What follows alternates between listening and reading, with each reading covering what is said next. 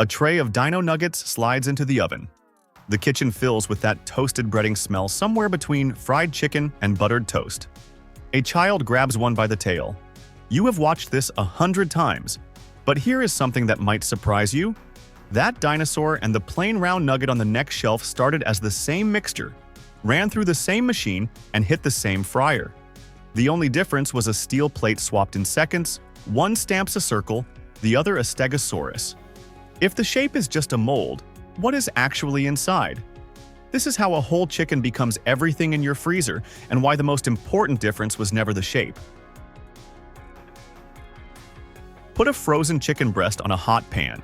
The kitchen erupts, hissing, popping, steam rising in a column. Sounds like meat searing. But most of that sizzle is not fat rendering, it is water leaving. Fresh chicken holds about 75% water. When it freezes, ice crystals puncture the cell walls. When it thaws, moisture leaks out. The piece shrinks, turns dry and spongy. That pale puddle at the bottom of your thaw tray, you have seen it. You just never knew why. This is why some frozen chicken products contain water, salt, and sodium phosphate. Phosphate locks moisture onto the protein through the freeze-thaw cycle. The solution is not just adding weight, it is solving a physics problem: how to freeze meat without destroying it. For most of the 20th century, chicken was sold whole. You brought it home, you broke it down yourself. The shift came when processors started selling parts instead of birds. Breasts went one direction, thighs another. Wings, once nearly worthless, became a category. But the real leap came from trim, the small pieces left after cutting. Grind it, blend it with binders, press it through steel molds. That was the technology. Then McDonald's launched the Chicken McNugget in 1983. Within a year, it became one of the fastest-growing items in fast food history. Dino nuggets came later, same technology, different mold. A Stegosaurus is more fun than a circle. Nobody planned it. Here is the thing nobody tells you. A whole chicken arrives at the plant chilled, not frozen. A USDA inspector checks every bird on the line. The ones that pass move forward. The ones that do not get pulled. Automated cutting lines break each bird at high speed. Breasts go one stream, drumsticks and thighs another, wings get their own lane. And trim, the smaller pieces that do not fit a retail pack, enters the forming line. This is where a nugget begins. Trim gets ground, then fed into a blender. For products with added solution, water, salt, and sodium phosphate go in at this stage. The mixture is tumbled sometimes 30 minutes, sometimes 2 hours, calibrated to drive solution into the muscle fibers so phosphate can bind water before freezing begins. The blended meat flows into a forming machine, a high-speed depositor that forces the mixture through steel die plates under pressure. One plate stamps circles, another stamps strips, another stamps a Stegosaurus. Thousands of pieces per minute. Swapping a plate takes seconds. The shape is not the recipe, it is the mold.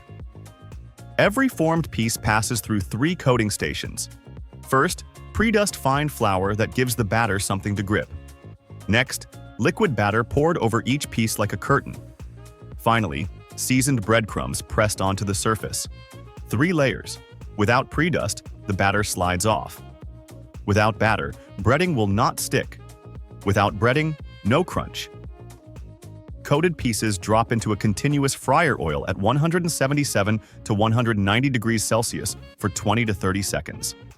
This is not cooking the chicken. This is setting the shell. Par frying locks the coating in place and gives the nugget its golden color. The inside is still raw. After the fryer, pieces travel through a brief cooling zone, then enter a spiral freezer, a towering coil that pushes product through air at -30 to -40 degrees Celsius. Core temperature hits -18 degrees in under 30 minutes. IQF individually quick frozen. Each piece freezes alone so nothing sticks together in the bag.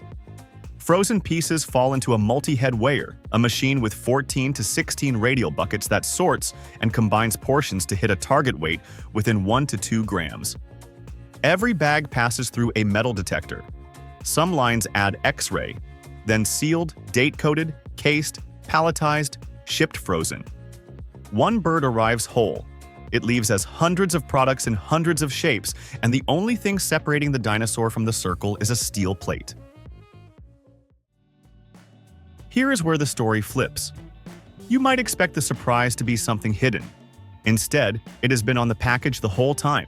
Since 2011, the USDA requires this. If a raw poultry product contains added solution, the product name must state the percentage and the ingredients.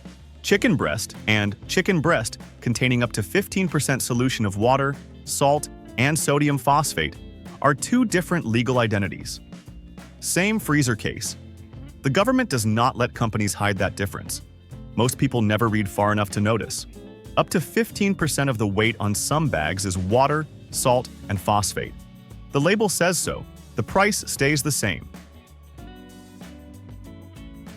In March of 2026, Ajinomoto Foods North America expanded a recall to nearly 37 million pounds of frozen products, chicken fried rice, ramen, prepared meals over suspected glass contamination. Brands included Kroger, Ling Ling, Taipei, Trader Joe's. The part most people missed: the suspected source was not chicken, it was carrots.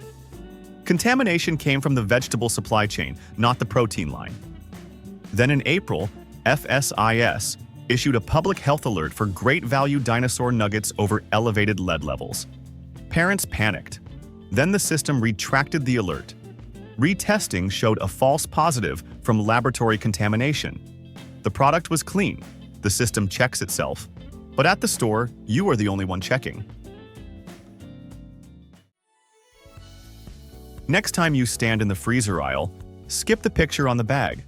Skip the brand. Read the product name, the legal name, usually in smaller type near the top. If it says chicken breast, you are buying chicken. If it says chicken breast with up to 15% solution of water, salt, and sodium phosphate, you are buying chicken plus solution. Not good versus bad. Two different products on the same shelf. One thing worth knowing: retained water is not the same as added solution. Some moisture retention is a natural result of chilling. The USDA allows a declared percentage. Added solution is part of the formula. Read the name. Now compare two bags side by side. Plain frozen chicken breast, no added solution, costs a few cents more per pound. But you are paying for chicken, not for water and phosphate. The math changes once you know what the label says. Want the simplest chicken in the freezer? Do not start with the picture. Start with the name. Tonight, somewhere, another tray of Dino nuggets slides into an oven. A child reaches for the tail. Maybe next time you flip the bag and read the name. That is the process. We reveal how things actually work, one story at a time. If there is something you would like us to explore next, let us know. Until then, trust the process.